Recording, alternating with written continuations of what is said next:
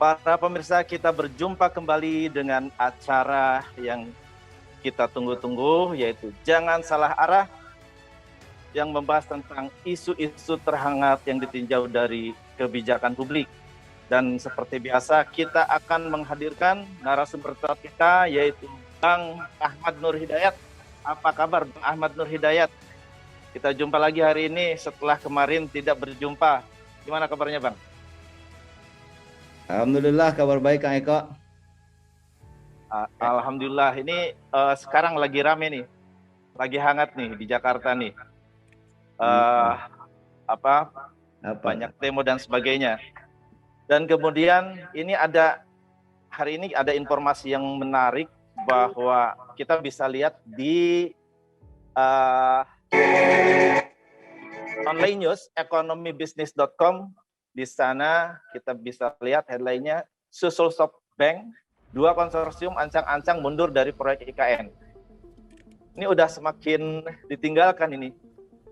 Semakin ditinggalkan oleh investor-investor, dan mungkin arahnya kemana nih? Kira-kira akan jadi apa enggak nih Pak, kalau sudah begini? Tapi kita lihat bahwa di sini disebutkan sumbernya nggak mau disebutkan siapa itu 2 konsorsium itu. Yang kita tahu kan kira-kira akan jadi Arab dan Uni Emirat Arab dan Saudi ya kalau nggak salah. Nah, gimana menurut Bang Matub nih? Arab. Ya, saya kira ini berita yang kabar duka untuk proyek IKN di Indonesia ya. Proyek pemindahan ibu kota kok begini banget ya, terkesan sangat tragis lah gitu Kang Eko ya. Jadi tragis dalam arti, saya kira menjadi pertanyaan besar buat publik adalah siapakah 2 konsorsium itu? Apakah 2 konsorsium itu adalah 2 negara yang saat ini digembor-gemborkan akan terlibat dalam proyek IKN ini, yaitu United Emirat Arab dan juga Saudi Arabia. Kalau kita ingat ya, beberapa pekan yang lalu itu salah satu menteri kan mengatakan United Emirat Arab akan berinvestasi 20 miliar US dollar. Sedangkan Saudi Arabia akan berinvestasi tapi jumlahnya belum ditentukan. Ya saya kira kok kayaknya 2 konsorsium ini juga melibatkan 2 negara ini ya. Kalau ini terjadi benar, ini sangat tragis sekali. Artinya konsorsium besar yang direncanakan atau setidaknya diramaikan ya, dibanggakan akan mengundang 100 miliar US dollar, tapi ternyata betul-betul zong besar. Nah ini kan satu hal yang tragis ya. Nah kemudian begini Bang, ini kan tekanan publik sudah banyak nih, kemudian alasannya itu nggak dijelaskan juga kenapa mau mundur begitu. Nah, berarti kan kita bisa menebak-nebak nih, apakah ini dari sisi visibility-nya yang tidak bagus, ataukah karena tekanan publik yang sedemikian berat nih Kang? Gimana Bang? Ini karena perencanaannya kalau menurut saya, murni perencanaannya, karena ini tidak direncanakan dengan baik ya, proyeknya juga tidak mempertimbangkan aspek-aspek layakan ekonomi dan bisnis. Karena saya kira apa yang dikatakan SoftBank ya dalam siaran resminya mengatakan bahwa ini SoftBank punya satu analisis kelayakan yang tidak terpenuhi gitu dari IKN ini. Saya kira ini adalah satu jawaban yang jujur ya. Satu jawaban yang jujur, dan saya kira tidak ada, kalau aspek kelayakannya tidak masuk, tidak ada satupun investor yang berani masuk dalam membiayai proyek IKN nih Kang Eko.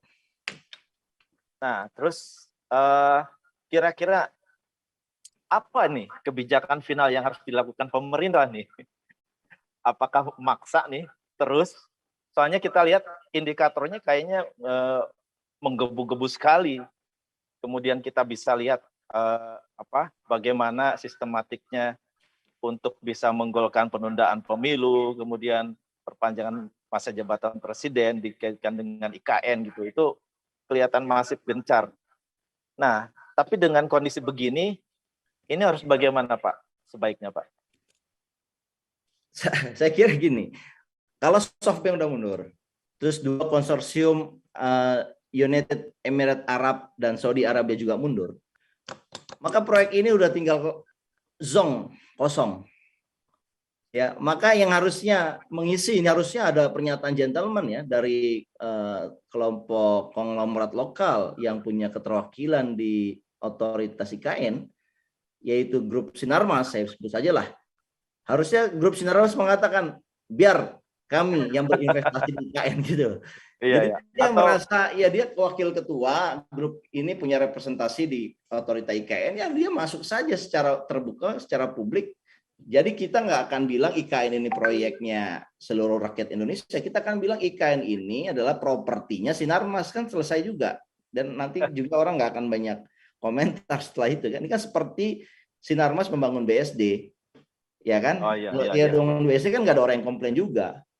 Jadi kalau Jadi IKN intinya dibiayai oleh Sinarmas dan Sinarmas ini akan mengembangkan properti di sana, ya akui secara jujur, akui secara gentleman publik ke masyarakat, sehingga kita akan bilang bahwa proyek IKN ini adalah bukan proyek Indonesia, tapi adalah proyek entitas dari salah satu unit bisnis, salah satu grup pengusaha begitu.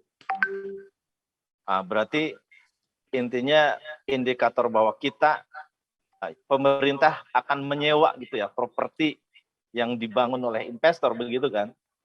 Nah ini isu itu kan marak ya, seperti halnya yang kemarin dibahas di Zuminari Narasi Institute itu kan. Itu kan akan sangat parah sekali menjadi beban kita gitu kan, beban negara Indonesia kalau misalkan pemerintah itu harus sewa gitu kan. Nah, dengan kondisi seperti ini tentunya kelayakannya akan semakin berkurang begitu kan. Kemudian kewibawaan negara juga nggak ada kalau pemerintah harus nyewa. Nah itu gimana Bang tentang isu tersebut Bang? Ya jelas kalau ini proyeknya gagal, maka proses menyewa lahan-lahan atau gedung-gedung kementerian di Jakarta pun menjadi problematik ya. Apakah menyewa itu bisa dilingkan? Jadi gini, ya kalau misalkan yang jadi proyek propertinya salah satu grup pengusaha, yang saya pikir ya silakan aja dibangun di situ, tapi nggak perlu ada sewa menyewa gedung-gedung kementerian di Indonesia, di Jakarta begitu. Jadi gedung-gedung kementerian itu ya dioptimalisasi aja untuk kegiatan-kegiatan yang dikelola oleh pemerintah sendiri. Jadi menghasilkan penerimaan langsung kepada pemerintah tanpa kemudian harus diikat dengan alasan pembangunan IKN. Saya kira gitu. Jadi mungkin lebih rasionalnya kuatkan dulu keuangan negara ya Bang ya. Baru mau apapun silakan kan begitu.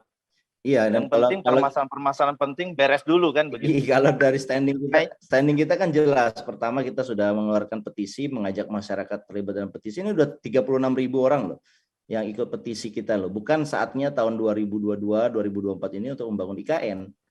Dan saya kira ini menjadi satu pembenaran ya buat kita bahwa memang kita sudah prediksi di era ketahanan fiskal kita tidak cukup kuat, ditambah lagi situasinya tidak cukup kondusif untuk membangun IKN, ya saya kira yang paling bijak adalah menunda pemindahan IKN ini sampai ekosistem yang mendukung itu terbentuk. Ya kita lihat dari kukuhnya itu mungkin kayaknya akan terus bergulir nih polemik ya Bang ya. Nah kemudian kita berlanjut ke topik berikutnya nih, masih agak nyambung-nyambung sebetulnya. Oke, apa topik berikutnya Kang? Yang berikutnya itu adalah Ketua MK tolak mundur. Yang kemarin kita tahu bahwa beliau mau menikah dengan adiknya Presiden Jokowi ya. Kemudian memaksa saya melawan keputusan Allah, nah kan itu sampai bertanya seperti itu. Artinya mungkin ada poin yang tidak ditangkap oleh beliau ya. Nah, kira-kira kalau seandainya ini Ketua MK itu kukuh ya, beliau kemudian ada kaitan persaudaraan dengan Presiden, dan di hadapannya itu ada gugatan-gugatan yang terkait keputusan Presiden. Ini gimana Pak? Seperti IKN kan ya, undang-undang IKN yang sekarang digugat oleh beberapa kalangan, kemudian ditambah lagi kemarin ada berapa 6 jenderal, 4 jenderal gitu ya, saya lupa itu. Yang jelas itu kan akan semakin apa istilahnya kemurnian dari keputusan itu akan semakin dipertanyakan. Ini menurut Bang Matnur gimana? Saya kira gini, ini kok aneh ya. Jadi kok memaksa saya melawan keputusan Allah itu satu hal yang kita itu nggak mengerti ini apa maksudnya nih ya. Jodoh itu di tangan Allah, ya benar, ya kan? Kalau beliau kemudian merasa berjodoh dengan adiknya Pak Jokowi, menurut saya itu sah-sah saja secara kemanusiaan ya, itu boleh-boleh saja. Dia ini berpotensi nggak melakukan konflik of interest. Ketua MK, pertama kita lihat dulu kedudukan MK. MK ini kan satu ultimate court of constitutions. Dialah sidang tertinggi dari perselisihan konstitusi kan. Nah, kenapa kemudian ada terjadi perselisihan konstitusi? Ini kan di dalam sidang konstitusi di dalam sidang MK itu kan itu peralihan pertama masyarakat melawan siapa sih? Melawan pemerintah. Dalam hal ini pembuat undang-undang ya, pemerintah dan DPR ya. Dalam hal ini kita bisa anggap adalah domainnya pemerintah dan DPR. Ada unsur pemerintah di situ. Jadi masyarakat mengadu kepada hakim MK untuk diputuskan supaya adil karena mereka punya dispute kepada pemerintah. Nah, sekarang ketua MK-nya adalah adik besan dari kepala pemerintahan. Kira-kira lembaga MK terganggu nggak? Menurut saya sangat terganggu. Karena yang disidangkan ini adalah kita masyarakat yang bersidang itu melawan keputusan pembuat undang-undang pemerintah gitu. Nah, saya juga agak lucu ketika mendengar Pak Anwar, Ketua MK itu mengatakan, saya janji tidak akan melakukan konflik interest. Nah, ini bukan persoalan janji, ini adalah persoalan norma atau etika. Yang harusnya, ya menurut saya karena ini Hakim MK ada 9, 8 kolega Hakim MK yang lain, itu bisa kemudian melakukan istilahnya apa ya, peers review, atau saran dari peers.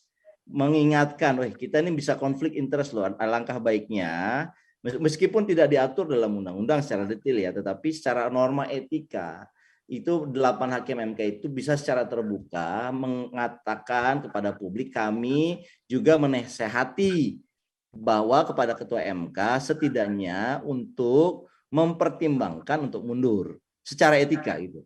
Saya nggak kebayang ya, saya termasuk orang yang sedang berperkara juga di MK, yaitu saya salah satu bagian anggota penggugat undang-undang IKN yang kita merasa hakim MK ini punya kewibawaan, punya kredibilitas, sehingga kita mencari keadilan konstitusi di situ.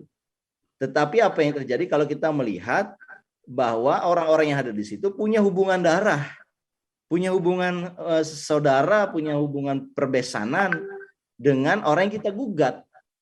Tentunya kalau kita melihat begitu, kita kan akan merasa, wah kok jadi begini gitu. Nah, daripada kasus percintaan ini melanggar kredibilitas dari institusi besar yaitu MK, saya sih menyarankan kepada beliau agak mundur, untuk mundur. Ya, karena dengan begitu saya ingin mengatakan begini ya, cinta itu kan butuh pengorbanan. Ya, kalau memang beliau cinta kepada Pak Adik Jokowi, disinilah pengorbanannya. Menurut saya cinta sejati begitu. Dia mengorbankan apa yang sedang dimiliki, apa yang sedang dijabat, kenikmatan dari jabatan itu dia lepaskan untuk memenuhi rasa cinta dia kepada seorang wanita. Oh, itu kan satu kisah yang romantis loh kalau menurut saya. Bahkan itu akan diikuti atau dipanuti, ya, menjadi panutan buat masyarakat, buat adik-adik kita yang melihat bahwa cinta itu ternyata butuh pengorbanan gitu loh, bukan tanpa pengorbanan. Poin yang bagus Bang, poin yang bagus. Saya suka dengan. Jadi memang sebagai mungkin di posisi Bang Matnur ya, itu ada keraguan ya, artinya kalau misalkan Pak Anwar ini tetap memaksakan diri untuk posisi di Ketua MK pada saat sidang-sidang nanti, tentu keputusan yang diambil itu akan sangat meragukan gitu ya, kemurniannya begitu kan Bang. Nah, seandainya terjadi itu gimana Bang? Seandainya terjadi terus dia bersikukuh untuk tetap di posisi Ketua MK. Ya kalau menurut saya Kang, kalau seandainya itu benar-benar terjadi, maka ya yang dipertaruhkan adalah institusi MK. Saya sih melihat kalau memang kita cinta kepada institusi, kepada masa depan dan kredibilitas Mahkamah Konstitusi kita, ya harusnya dari diri beliau sendiri yang menyadari itu. Artinya daripada ya dipaksa oleh otoritas yang ada, ya langkah indahnya kalau itu mundurkan diri. Tapi kalau seandainya beliau tetap bersikuku juga, ya saya sih akan lihat nanti orang tidak mau lagi meyakini MK sebagai lembaga yang independen, ya karena apa ya, hakim MK-nya jelas, adik besan ya, ketua MK-nya jelas, adik besan dari kepala pemerintahan, dari presiden, ya. Betul Bang. Jadi ini hal yang kayak, karena saya kira dari hakim-hakim yang ada pasti banyak yang punya integritas yang baik, begitu kan, istilahnya tidak perlu khawatir kalau dia mundur kemudian tidak ada yang mampu melakukan tugas dengan baik, kan begitu ya Bang ya. Dan nah ini gimana Bang? Jadi kalau dari Abang sendiri mutlak ya, tolong mundur begitu ya. Good point Kang Eko. Ini kan kita punya banyak SDM yang berkualitas, ya, yang berintegritas, ya, dari para hakim-hakim yang ada kita di seluruh Indonesia ini kan banyak orang-orang yang bisa menggantikan hakim MK begitu ya. Artinya kita nggak merasa kekurangan SDM lah. Dan kalau kita bicara institusi, bahwa karena kita punya SDM hakim yang banyak, yang muda, yang energik, yang lebih dianggap punya kredibilitas, itu alangkah indahnya kalau kredibilitas MK itu menjadi meningkat. Kalau seandainya beliau memaksakan diri dan pernikahan ini kemudian terjadi dan akhirnya orang merasa beliau merasa baik-baik saja, maka saya kok punya pendapat beda.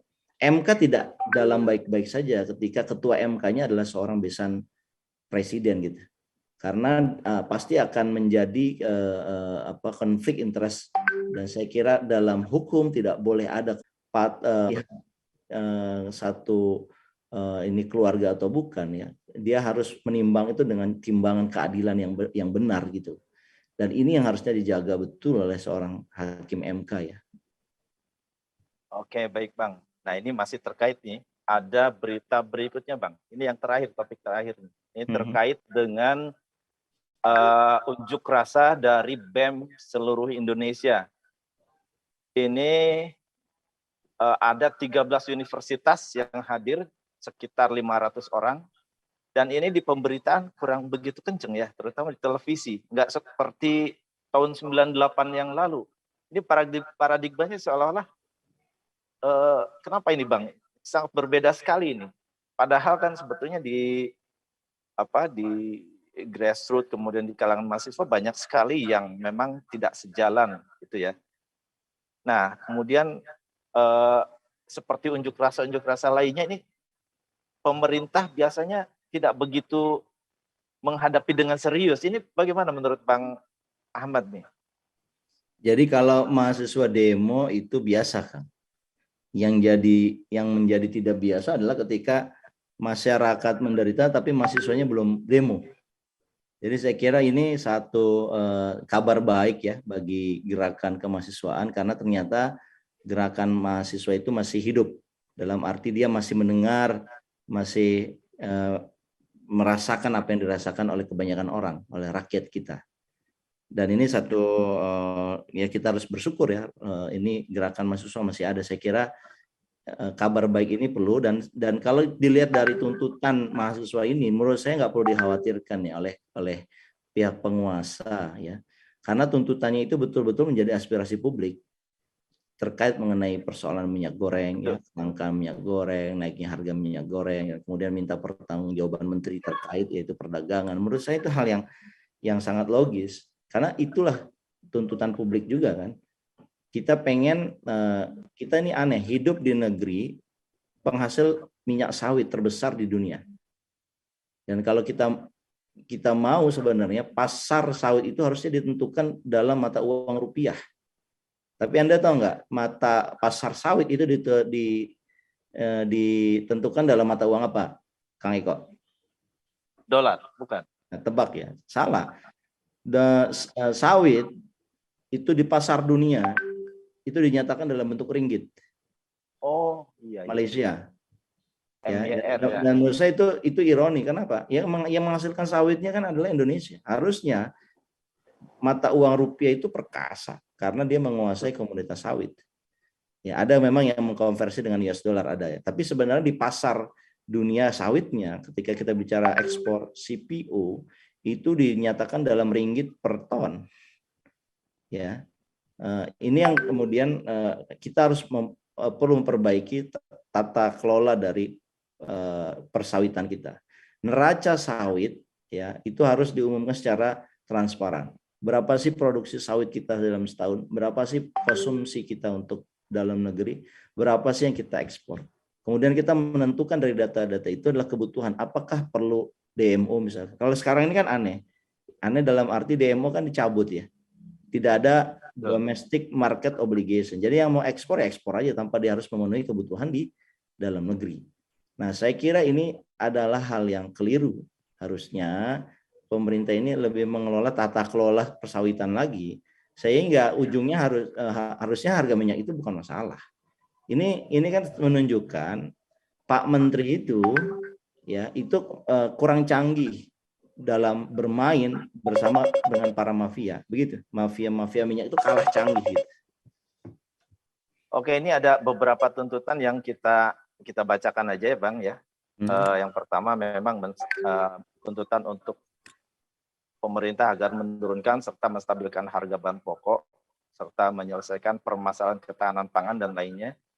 Kemudian yang kedua menuntut Joko Widodo agar mengusut dan menangkap para mafia di balik langka dan mahalnya harga minyak goreng serta mengevaluasi kinerja menteri. Kemudian yang ketiga penolakan penundaan pemilu 2024 dan wacana perpanjangan masa jabatan presiden menjadi 3 periode karena dinilai melanggar konstitusi. Kemudian yang keempat, penolakan akan pemindahan IKN. Nah, ini udah kita bahas habis-habisan tadi dan minta Joko Widodo agar mengkaji ulang undang-undang IKN. Kemudian yang selanjutnya, penagihan akan pemenuhan janji kampanye Joko Widodo dan Ma'ruf Amin di sisa masa jabatannya. Ini kayaknya PR-nya banyak banget ya. Yang satu poin aja mungkin banyak gitu, subpoinnya gitu. Gimana Bang nih menanggapi poin-poin ini? Maaf, itu termut. Ya, dibuka dulu. Ya, karena mohon maaf.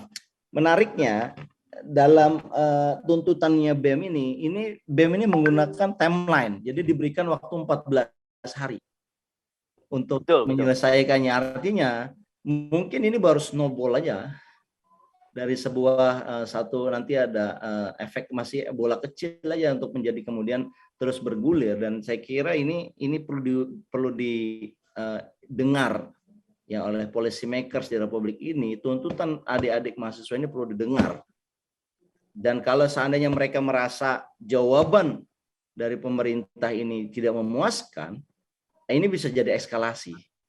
Dan kalau ini terjadi eskalasi, maka terjadi istilahnya adalah dinamisasi dalam kehidupan sosial, ekonomi, dan politik. Kalau dinamisasi ini tidak dikelola dengan baik, ini bisa menjadi sebuah ketegangan baru dalam sosial politik. Dan ketegangan ini percaya sama saya tidak baik buat pertumbuhan ekonomi. Jadi ini harus segera diadres masalah ini. Kalau gagal mengadres, ini akan berbahaya, ini menciptakan instabilitas baru di domestik kita. Ini kemudian bagaimana nih impact-nya nih? Apakah kira-kira akan berpengaruh nih terhadap kebijakan pemerintah nih? Soalnya yang sudah-sudah kan kita tahu sendiri. Sepertinya Pak Presiden ini tidak punya skala prioritas yang menganggap ini adalah skala prioritas untuk dihadapi begitu. Seperti waktu dulu ada demo, kemudian beliau melakukan peresmian yang peresmian jalan dan sebagainya yang bisa diwakilkan sebetulnya oleh bawahannya begitu. Nah ini gimana nih perkiraan Bang Makdur nih? Akan seperti apa ini? Ya, saya kira demo ini akan membesar bila tuntutannya tidak didengar ya. Dan kasihan memang masyarakat kita di tengah situasi kita mau puasa 2022 ini ya, di mana biasanya bulan puasa kan dalam kondisi normal aja harga naik ya. Nah ini tidak hanya harga naik, tetapi tidak dalam arti tidak terjangkau lagi oleh masyarakat kenaikannya gitu. Dan ini harus segera diadres. Saya kira ini akan menjadi demo ini akan menjadi rally-rally panjang yang kalau tidak segera diantisipasi ini akan menciptakan instabilitas baru. Ya, ini kan tengah waktu 14 hari, lumayan berani juga ya.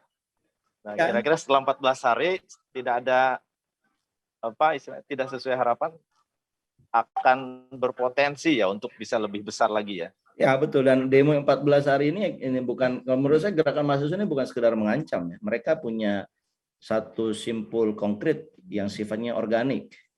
Jadi kalau begitu para mahasiswa melihat, apalagi mereka juga kan berada di tengah-tengah masyarakat, merasa ini nggak ada perubahan, mereka bisa terpanggil secara masif loh, Mas Eko. Jadi ini perlu diadres segera ya, perlu direspon oleh pemerintah segera. Saya kira gitu, Mas. Oke, baiklah.